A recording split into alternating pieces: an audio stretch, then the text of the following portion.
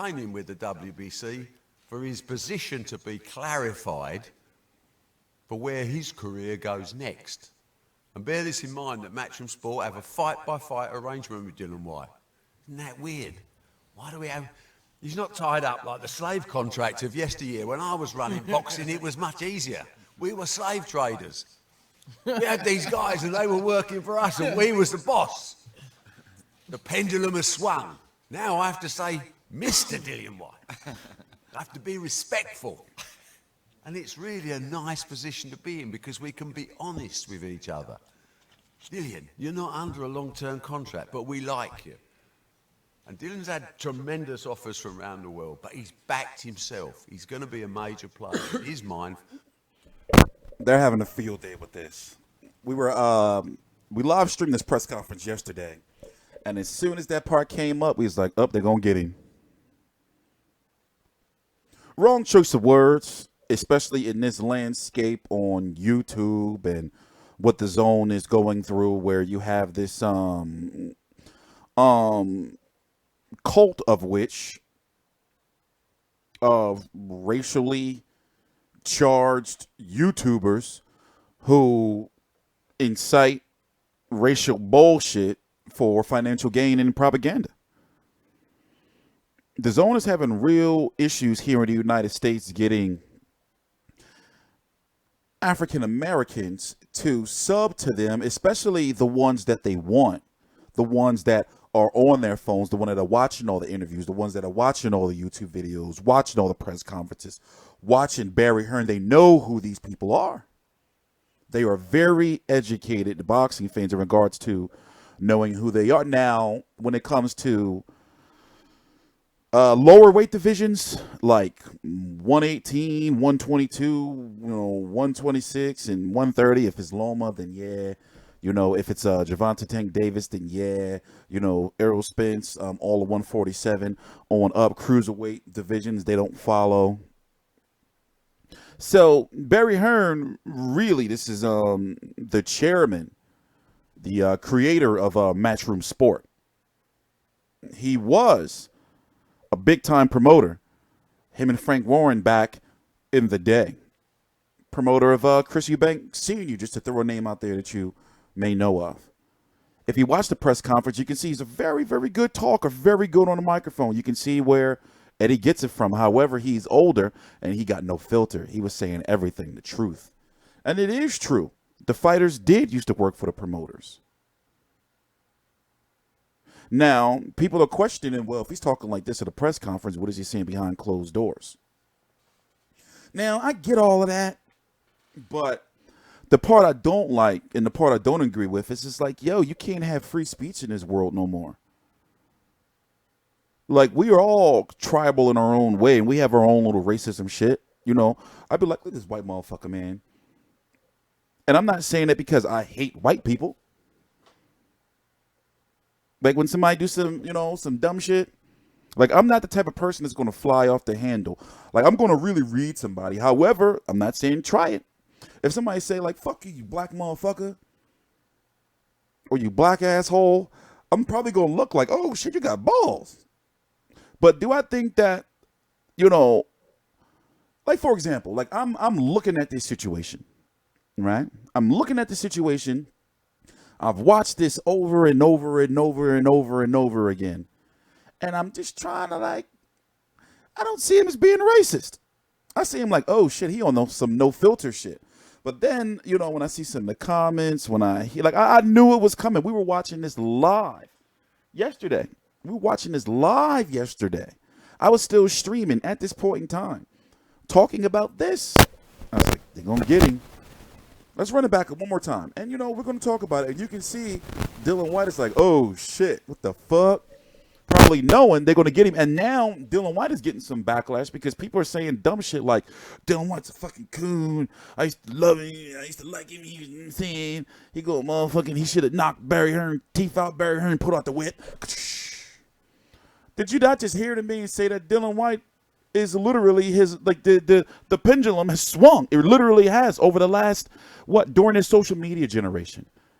There's a lot of things that that promoters, managers, boxers, they can't get away with no more because there's social media. Remember, there was at one point in time you used to only get your news from magazines and no telling, like who influenced what articles where. You didn't know who had real integrity then. You had to take the news when you got it. And that was like back, when it used to be deep, like before the deep boxing forums came along. Boxing used to be boxing has gotten a lot better. Don't get me wrong. Social media has is shedding a lot of light on a lot of corruption, but it's getting a lot better. Now we already know Bob Arum is about 85, no, about 87 now, right? Something like that. He has completely got no filter. And if he was racist, he would have gone full racism already.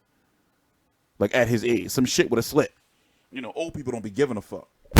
Like he actually crossing racial boundaries in regards to saying, look, like Al Heyman's gonna say don't go over there with him because like it's crazy these days, and it's being used like this bigotry is being used in boxing to like stop our sport from progressing. Like if you look like at the and I keep bringing it up like the Andre Ward situation. If you look how like when Eddie Hearn, he comes over here, does interviews. He is literally being racially attacked. Asked about colonizing and shit like that. To me, like, and I understand how it looks, me being a black guy, they like, oh, you just bootlicking and all that. But the way I look at it is like, yo, I can't take nothing y'all say. I look at y'all as being like somewhat autistic. So it's like when y'all be coming at me and everything, I be thinking like, what do these motherfuckers do for a living? Like, where do they really, really work? Are these educated black men out here, like, to agree with this type of conduct? Like, oh, here he is. Let me run up on him. Hey, do you know what a colonizer mean? Or do you? I'd be like, what the? I be watching and I be like, I just don't get it. And then it's sad because a lot of the people who watch this content, they don't go do the research themselves, and they don't realize that I don't have no reason to lie to you. They're doing a lot of this shit for money. Like, they don't believe a lot of this shit. Like, they didn't give a fuck about this press conference up until they started seeing on Instagram or on social media, that there was a press conference, Whyte Rivas, Eddie Hearn's dad was doing a press conference and he said slave trade. Wait a minute, let's spin that wheel, let's spin that narrative. Fake news.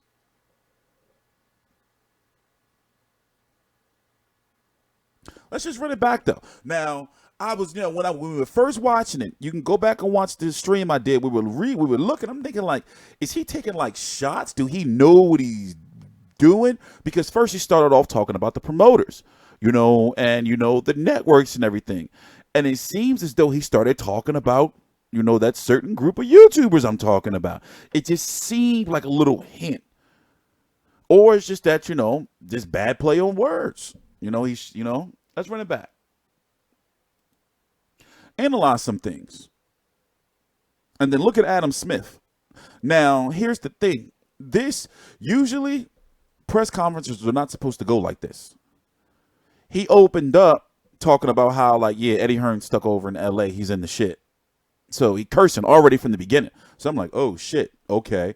And since he is a very powerful man, Adam Smith is very powerful, too, sitting right there next to him, the head of Sky Sports. It just starts getting, crazy. But he just starts selling the fight. That's his job, to sell the fight. That's what he's there for. As he said, like, last press conference probably he'll ever be at, unless it's some more emergency situation, or last press conference he'll ever had. And I found it like it was entertaining. Shit was lit. So, let's run it back. AJ whenever he wanted, and suddenly Dillian Whyte is overlooked by the WBC. And we're still campaigning with the WBC for his position to be clarified for where his career goes next. And bear this in mind that Matchroom Sport have a fight-by-fight arrangement with Dillian Whyte. Isn't that weird? Why do we have... He's not tied up like the slave contract of yesteryear. When I was running boxing, it was much easier. We were slave traders. We had these guys and they were working for us and we was the boss. The pendulum has swung. Now I have to say, Mr. Dillian Whyte. I have to be respectful. And it's really a nice position to be in because we can be honest with each other. Dillian, you're not under a long-term contract, but we like you. That's how shit used to be back then. A lot of promoters won't tell you that.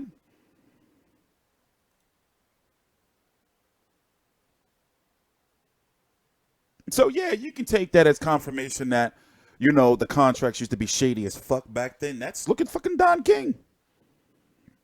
But once again, things have changed. They can't be like that no more. You're right. It is Mr. Dillian Whyte.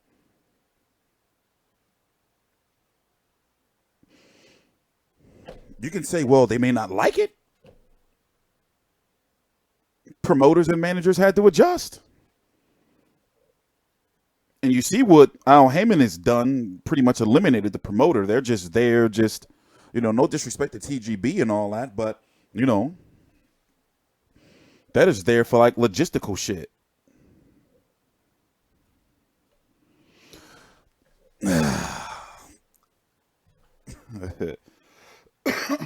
Eddie going to hear about it. I know he's probably like, what the fuck?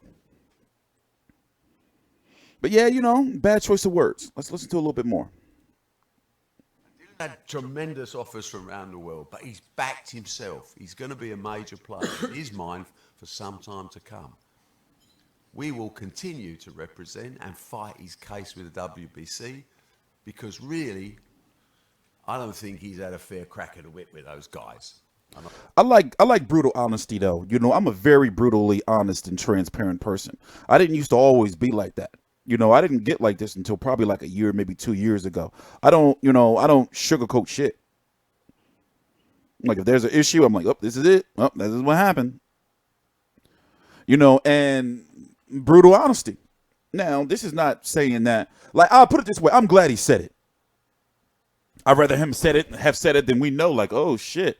Like, look, he is one to confirm. Like, this is some, I wonder if people, when they see this stuff, like me, when I look at this video that I'm doing right now on April the 30th, 2019, at 9:50 a.m. Eastern Standard Time, I think like, damn, I watched that crazy Barry Hearn press conference and did a YouTube video on it 20 years ago.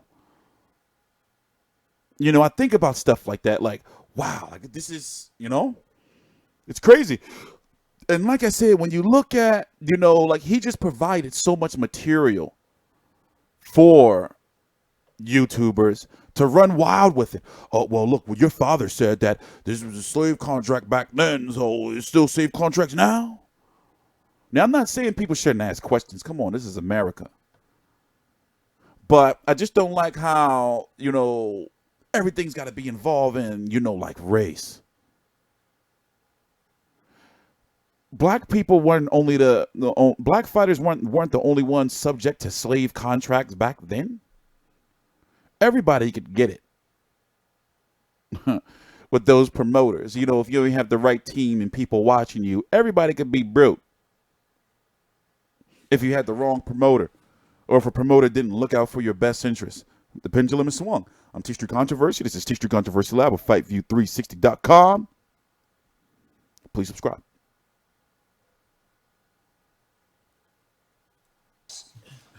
The pendulum has swung. Now I have to say, Mr. Dillian Whyte.